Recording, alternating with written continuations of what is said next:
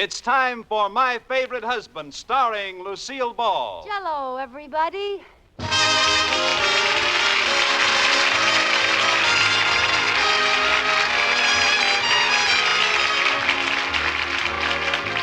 Yes, it's the new Gay Family series starring Lucille Ball with Richard Denning. Brought to you by the Jell-O family of desserts. J-E-L-L. Oh, the big red letters stand for the Jell-O family. Oh, the big red letters stand for the Jell-O family. That's Jell-O. Yum, yum, yum. Jell-O puddings. Yum, yum, yum. Jell-O tapioca puddings. Yes, sirree.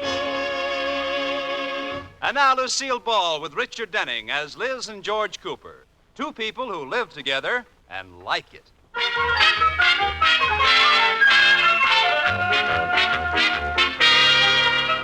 And now, let's look in on the Coopers. It's 3 days before Valentine's Day. Well, she's been hinting about it all morning, but George doesn't seem to notice. And now at breakfast, Liz is making one last try by arranging her toast crusts in the form of a heart. George. Hey, George. George, look at my plate. Hmm? Oh, yeah, you should eat those crusts, Liz. They're good for your teeth. That's my romantic husband. George, didn't you notice what shape they're in? Oh, yeah, a triangle. No. A pumpkin? No. George, when two people are in love and are going to get married, what does it affect the most? Oh, don't tell me that's a pocketbook. No, it's a heart. Doesn't that remind you of anything? Oh, yes, I've got to take my liver pills. Oh, why don't you go read your paper? I was trying to remind you that Valentine's Day is coming up. Oh, that's it? Well, you didn't have to remind me. I didn't? No, every ad in the paper is full of it. What a racket. It is not a racket. It's a wonderful romantic holiday, and I like it. You know how it started? Well, St. Valentine was No, I don't. Do you? Well, it so happens I do. It seems that years ago there were two kindly old gentlemen who thought love was so wonderful that they set aside a day to honor all sweethearts and lovers. And they called it St. Valentine's Day. Oh, isn't that sweet? Who were they? A candy maker and a florist.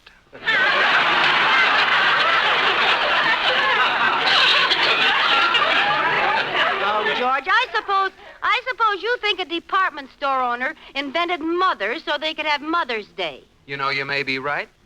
Well, St. Valentine's Day doesn't mean just candy and flowers. It's the spirit of loving that counts.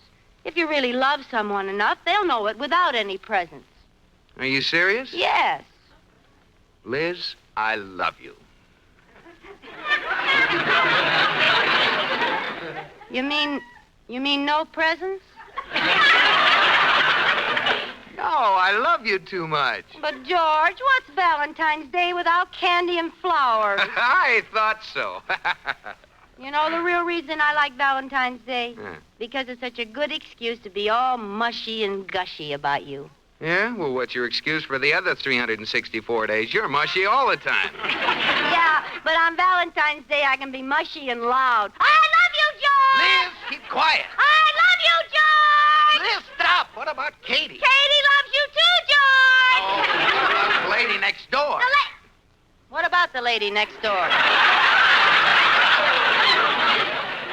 Well, she might hear you. Now, simmer down. All right, I'll be quiet. I love you, George. That's better. Do you love me, George? Yes, I do. I'm glad to hear that, George. Anybody want more coffee? No thanks, Kitty. No, thanks.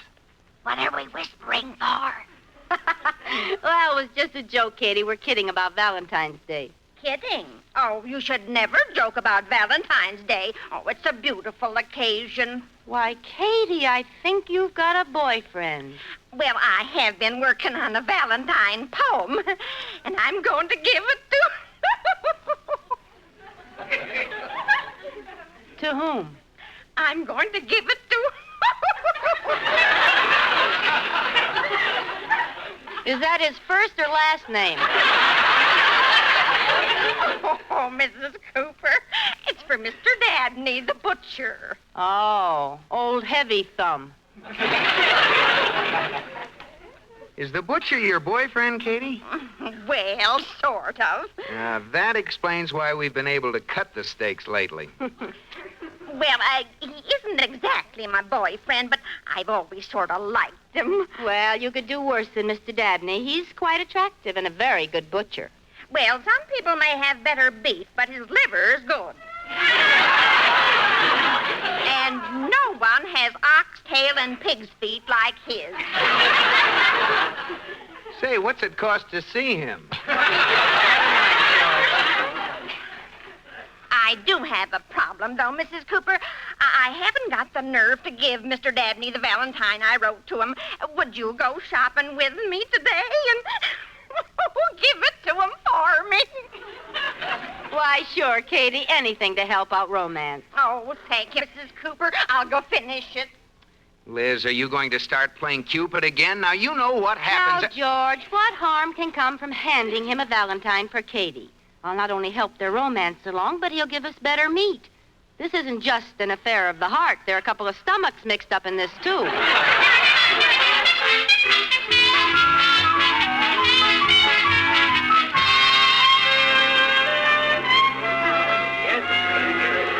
There he is, Mrs. Cooper.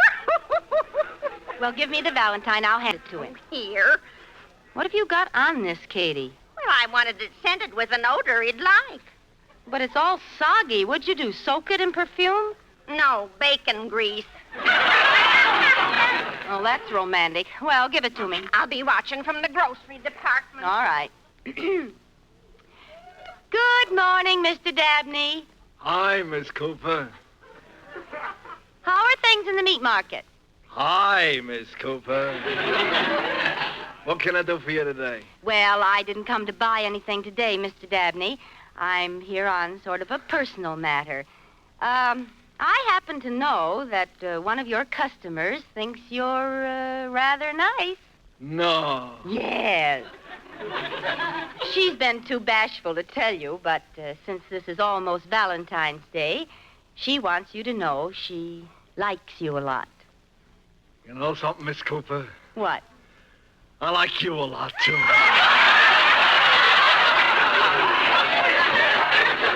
Now, wait a minute. I'm not the one. Still bashful, eh? Oh, you little minx. Just a second, Mr. Dabney. I happen to be speaking for someone else. What's that you hiding behind your back? Oh, how did I get mixed up in this? Here, this'll straighten things out. It's a Valentine. Oh, Miss Cooper, I feel like such a heel. I don't have one for you. Now, stop this nonsense. No, wait a minute. I'll cut you a heart-shaped piece of salami. Oh, no. Look, just read this Valentine and you'll see what I'm trying to tell you. All right, Liz. Oh, gee, it looks beautiful. And how did you know? My favorite aroma, Swift's Premium. Read the Valentine. All right. If you'll be mine, then I'll be thine. You set my heart a quiver. Say you'll be my Valentine and send 2 pounds of liver.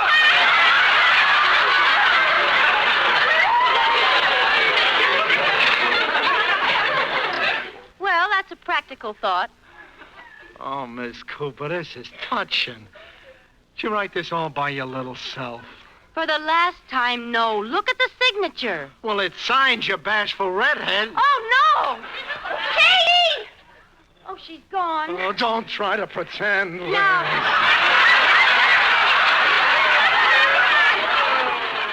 You stay there. You stay right behind that counter. Oh, come here, you bashful redhead. Now, you listen to me. Katie has red hair, too. We're both redheads. She's the one for you. Listen, 2 houses may have red roofs, but you don't pick the one with the sagging foundation.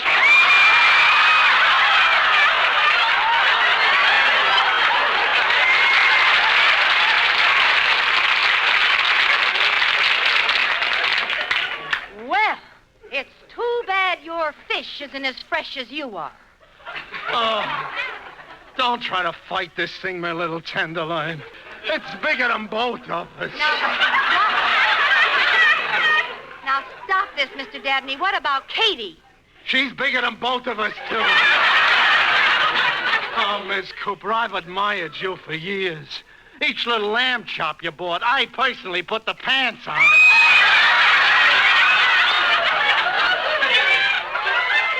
I feel as though part of me belongs to you. So do I.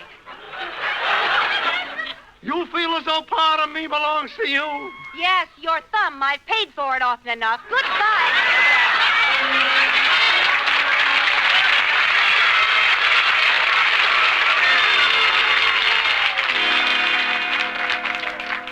Oh, it was simply awful, Katie. He came right out of his store and followed me down the block. We'll just have to stop trading there. I could never face that Mr. Dabney again. Oh, I'm sorry, Mrs. Cooper. I shouldn't have gotten panicky and run away. Well, I'm sorry it ruined your romance. Oh, I'll get over it in time. I have a date with the milkman tonight. Well, that's good. Now that we're going to get tough meat again, it'll be nice to have fresh eggs. I left his Valentine in an empty milk bottle. Well, that's romantic. What did you say? I said, I love you, dear. Don't be surprised. Leave 2 quarts of homogenized. Uh-huh. Well, listen, Edgar Guest, do me a favor, will you? I've made out a check for Mr. Dabney, and I wish you go out and mail it. The sooner I sever connections with that wolf, the better. Yes, ma'am, I will. Here, mail this one, too. This is a Valentine. Why, Mrs. Cooper, who are you sending a Valentine to? To George, of course. I thought it would sort of be fun for him to get it at the bank. It's a copy of the first Valentine I ever sent to him when I was only 16 years old. Here you are, Katie. Better hurry. They pick up the mail soon. All right, I'll get my coat and go right away. Better wear your gloves. That Valentine's pretty hot. Hi, Liz. George, what are you doing home in the middle of the afternoon? Well, You've been fired. No, I You just... quit. Oh, no. You're sick. No, I feel fine. The bank burned down? No! Isn't that just like a man comes home early and won't give you a word of explanation? Well, give me a chance. Let me get in the house. You talk so much, the breeze keeps blowing me back out the door. All right, come on in. I'm going to Chicago for a couple of days on business, and I have to pack and catch the 4:00 train. Oh, good. I'll go with you. No, sorry, honey. Mr. Atterbury has a new rule. No wives along on business trips. Well, he took his wife along on his last trip. That's when he made the rule. Well, I'll go pack for you. Oh, wait a minute, George. You'll be back by Monday, won't you? No. Oh, dear. I'll see you in a minute, George. Hey, where are you going? Down to the mailbox. I have to see a man about a letter.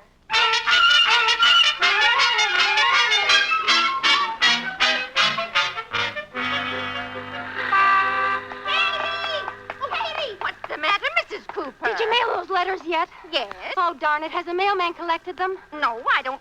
Oh, there. He's just opening the mailbox now. You go home, Katie. I'll be back in a few minutes. All right, Mrs. Cooper. Hello. Hey? Oh, hello. How are you today? A lot you care. Never seen you before in my life. If you really want to know, I feel rotten. My rheumatism's acting up. Oh, I'm sorry. Oh, sure. Are you, picking up the mail? No, I'm a Confederate soldier, and these are messages for General Lee.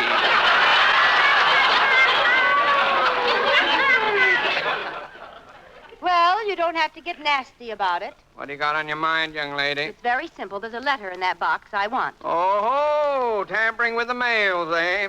No, I wrote it myself. There's my letter, that blue one on the top of the pile. Take your hands off that letter. But it's mine. See, it's addressed to my husband, and there's my name in the corner, Liz Cooper, see? Prove it. Well, look at the initials on my purse, LC. You gotta have better proof than initials on a purse. Oh, well, here's a snapshot. What about it? Well, see, it's me. Let me see. By golly, it is you. Well, that's proof of... Now, wait a minute. You can't trick me like that.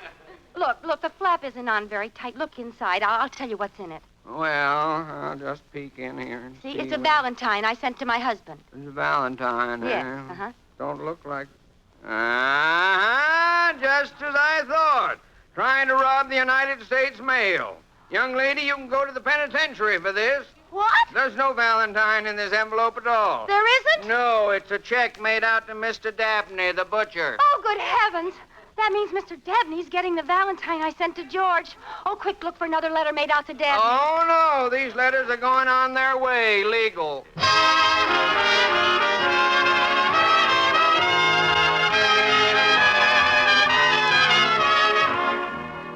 Liz mailed a Valentine to George, but she got it in the wrong envelope.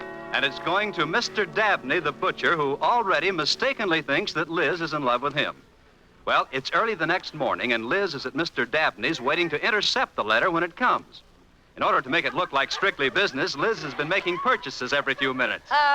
Mr. Dabney, I think I better have 2 more pork chops, please. Miss Cooper, you already bought a roast, 2 pounds of bacon, 3 steaks, 4 lamb chops, 5 veal cutlets, and some liverwurst. I got an idea. What's that? You now have more meat than I do. Why don't you start selling it back to me? Never mind the attempt at humor, Mr. Dabney. By the way, when does your mailman get here? Look, Miss Cooper. Red. You're not fooling anybody, pretending to buy meat, making small talk about the mailman, all because you want to be near me. Come on, admit it. Mr. Dabney, I don't like you. I don't like your looks, and I don't like your manner. And I think you're completely revolting. That's right. Make love to me. Oh, thank goodness. Here comes the mailman. Good morning, Mr. Dabney. Here's a letter for you. I'll take that. Oh, it's you again. Young lady, you must curb this impulse to grab every blue envelope you see. That letter's for me. But it's mine. I wrote it. It's got my name on it. There's a Valentine inside. That's the same story she told me yesterday. Miss Cooper, you sent me another Valentine. I have not. It's all a mistake. That's the same story she told me yesterday. I don't think she's got all her buttons. Mr. Dabney, here's your letter. Over my dead body. Hey, give me that letter. Come back here. Oh, my God. Help, police. He just held up the United States mail. Help,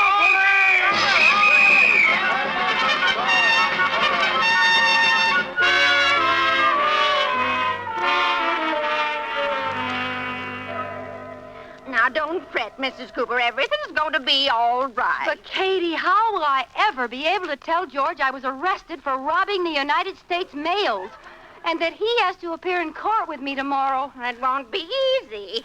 Well, anyway, this is one time I'll have an answer when George says, "What's new?" Here he comes now. Good luck. Hi, Liz. Hi, dear. Well, what's new? I'm glad you asked that. I'm being sent to Alcatraz. Alcatraz. Liz, you joined a pyramid club. No, let me explain, George. You see, I sent the butcher a Valentine by mistake, and since it was already mailed, he wouldn't give it back to me. The butcher? No, the mailman. I waited at the butcher shop until he got there, and when I grabbed the Valentine, he called the police. The mailman? No, the butcher. And I tried to explain how it was all a mistake, but he wouldn't listen. The mailman or the butcher? The policeman. Then we all had to go to police court, and he said it was a federal offense and I ought to be ashamed. The mailman, the butcher, or the policeman? The judge. Now, do you understand, George? Perfectly. The butcher sent the mailman a mushy Valentine, and the judge will send you to prison if I don't marry the policeman. What's going on here? Oh, keep calm, George. Look, they'll drop the charges if you and I will appear in domestic relations court tomorrow. Domestic relations? I'm a victim of circumstantial evidence, George. The judge wants to make up his mind. About what? Whether I should stay with you or marry Mr. Dabney. Oh, no!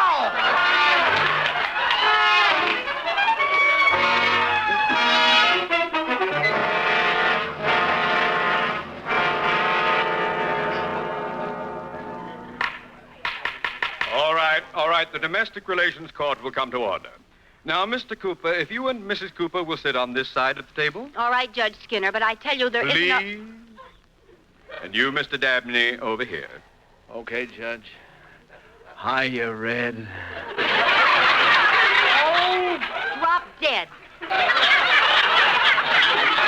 What does he mean, Red? Oh. Please, Mr. Cooper, we must control our feelings. Now, I have studied all the facts in this case kindly supplied to me by Mr. Dabney. Oh, great. And before we start, I want you all to realize that there's no problem too big to solve. Into every life, a little rain must fall. Every cloud must have a silver lining, and it is always darkest before the dawn. Well, now that we've had the weather report, let's get on with the case. Please. Mrs. Cooper, I want to start this hearing with an open mind, bearing no prejudice towards either party. Uh-huh. Now, when did you first realize you were in love with Mr. Dabney? Wait a minute. I'm not in love with Mr. Dabney. Ha! She finds me irresistible. She wrote me 2 Valentines. She hung around the store all morning. That wasn't because I was in love with you. I was waiting for the mailman. Please. One grimy amour at a time.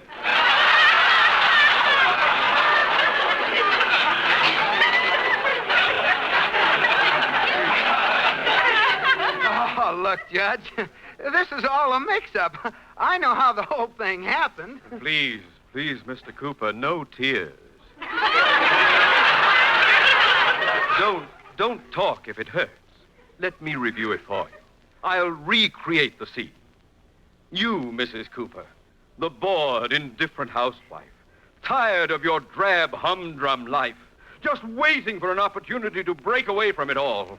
And then one day your husband announces he must leave town, and you realize this is your chance, your opportunity to escape from this colorless, unimaginative man. Just a minute. Don't stop him, George. I want to see how this comes out. Oh, this is a lot of nonsense. There's no basis for the whole business. Are you forgetting this Valentine your wife wrote to her lover? Oh, she wrote that to me. Oh, Mr. Cooper, you're a hard loser. Mrs. Cooper, I suggest you read the Valentine. All right. Dear sweetheart. That's me. That's me. Please. The way this woman operates, it could be me.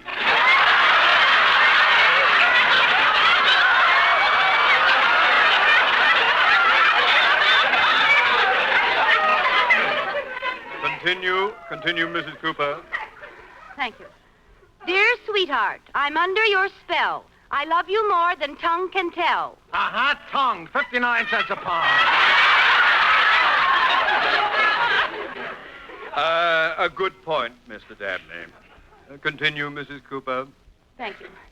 My lover, I have this to say. I care for you in the very worst way. That ought to prove it. Love or worst. Oh, that's just coincidence. She wrote this to her husband, not to her butcher. I must say she writes a Valentine with a lot of meat in it. Continue. My love for you is not a phony. This Valentine is no baloney. That proves it. It certainly does. Well, George, it's been nice knowing you. If you ever need any meat, come and see us. Now, just a minute. You're not going to get away with this. I love Liz. I've been married to her for 10 years. And no judge or butcher or anyone else in the world is going to take her away from me without a fight. Why, George. You understand? I'll now hand down my decision. I award the custody of Mrs. Cooper to Mr. Cooper. Hooray! You've got my custody. Hey, what's the big idea, Judge? Well, Mr. Dabney, I think Mrs. Cooper is in love with you. But we must think of Mr. Cooper. When I give a man a chance to get rid of his wife after 10 years of marriage and he doesn't take it, he's in bad shape. He needs someone to look after him. Case dismissed. Liz, I hope this will be a lesson to you. Now, see what can happen when you start messing around in other people's affairs? Yes, George. Now, this might really have been nasty and gotten spread all over the papers. Oh, wouldn't that have been terrible? Quiet, please. I must have quiet. You have been listening to your daily radio session in kindly Judge Skinner's Domestic Relations Court. with us today. Oh, no, Listen George, to this whole thing's been on the air.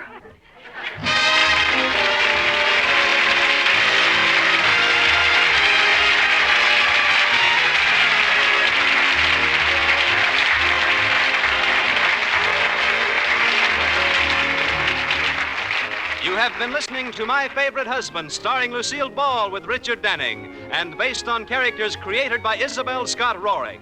Tonight's program was produced and directed by Jess Oppenheimer, who wrote the script with Madeline Pugh and Bob Carroll Jr. Original music was composed by Marlon Skiles and conducted by Wilbur Hatch. The part of Katie the Maid was played by Ruth Parrott. Lucille Ball will soon be seen in the Paramount picture Sorrowful Jones. Be sure to listen to Lucille Ball in My Favorite Husband next week. Bob Lamont speaking. This is CBS, the Columbia Broadcasting System.